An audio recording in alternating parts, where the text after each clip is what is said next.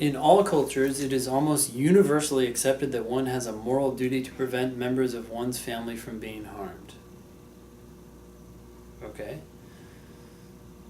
We know this is a premise because we have the word thus right after it, right? So premise, thus always points back to a premise, forward to a conclusion.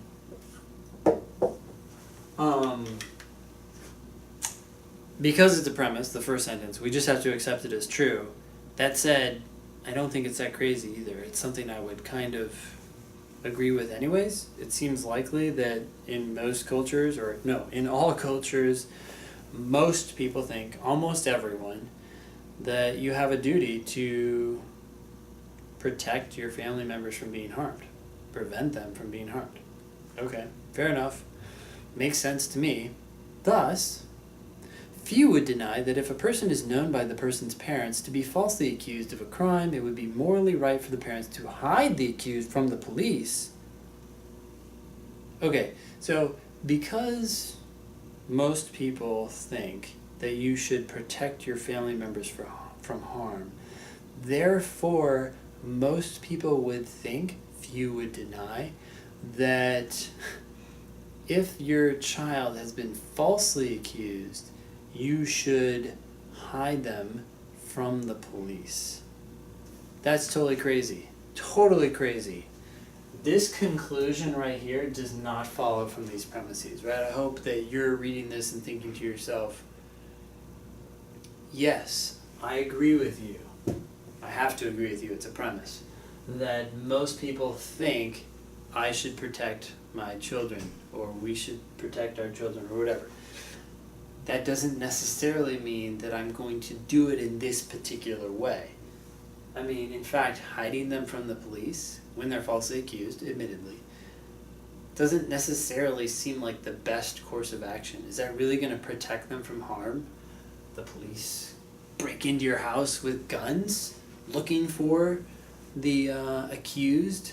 That might end up harming them. Probably best to turn them over and then work with the authorities, right? It depends on what country you're in, but in some, and it's certainly not true in all cultures, right? It might be true in some where things are a lot more sketchy than they are here in the good old USA, but yeah, this is a messed up conclusion. Bottom line, whenever you try to draw a conclusion on the basis of evidence, unless that conclusion is something that must be true given what was said, given the premises that were provided, the conclusion is messed up. And we want to figure out why. Or we want to say why we think it's messed up, in our head at least. Hence, so we have yet another conclusion. Hence does the same thing. It points forward to a conclusion. It points back to a premise. Since this thing right here came before hence, that must be a premise. But we also know that it must be a conclusion. If something is both a conclusion and a premise at the same time, then it has to be an intermediate conclusion. That means this is the main conclusion. So we may have yet another flaw. Hence, it is also likely to be widely accepted that it is sometimes morally right to obstruct the police in their work. I actually don't have a problem with this conclusion. It ultimately sucks because this conclusion sucks. But if you think about the premise trying to support this, right? This premise is trying to support this, and this intermediate conclusion is trying to support this. There is a big problem going from here to here. Problem. There's like a disconnect, right? This does not guarantee that. I do actually feel like if this were true, I don't think it's true, because I don't think it's supported by this. But if this were true, I actually think that would be true. Like, if it's true that most people think that you should hide the accused from the police, I think it would be true that most people would sometimes think it's morally right to obstruct the police in their work. Granted, we don't know if hiding your child is the same as obstructing the police, but it's hard for me to not see that being anything else. That seems like obstruction. So I'm going to say the flaw in this argument is going from here to here. not going from here to here. Ultimately, the conclusion fails to be proven because this has failed to be proven, and this conclusion is relying on that premise, which is really an intermediate conclusion, which is both. It's both. But in any case, let's go ahead and read the question. The reasoning is most vulnerable to criticism. Most vulnerable to criticism means we're looking at a flaw. We're looking for the flaw in the argument. We've already found it. Just because this is true does not mean that that is true. So, the correct answer has got to describe exactly what's happening, and it's got to be a problem. Answer choice A. Does the argument utilize a single type of example? Yeah, it only talks about hiding children for the purpose of justifying a broad generalization.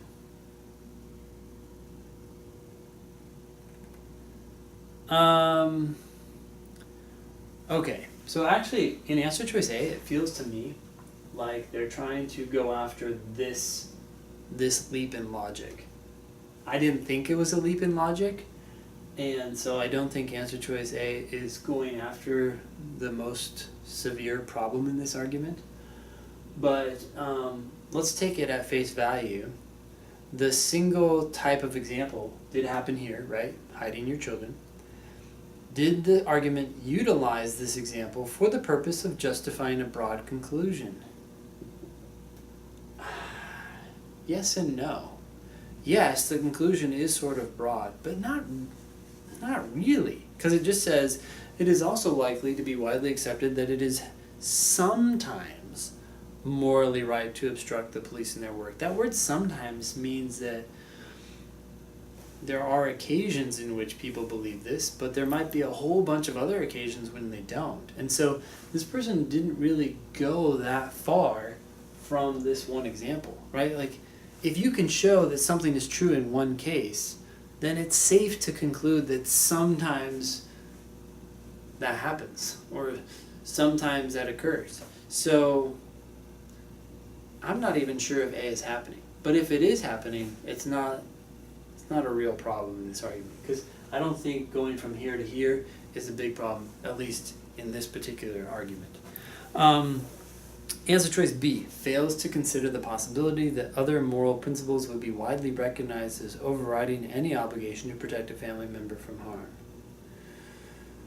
Okay, fails to consider the possibility that other moral principles, okay, would be widely recognized as overriding, so becoming more important than any obligation, or overriding any obligation to protect a family member from harm. Yeah, maybe the other obligations would include, like, you believe it's important to respect the law, or not obstruct the legal process. I mean, the person is falsely accused, but you think that you should help the system work, and you think that's more important than... Here's the thing. This answer is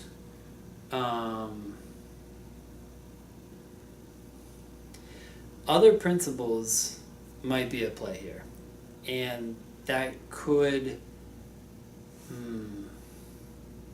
Yeah, this sounds pretty good, right? Other principles might come into play and prevent you from just hiding your child from the police. So I would keep this open.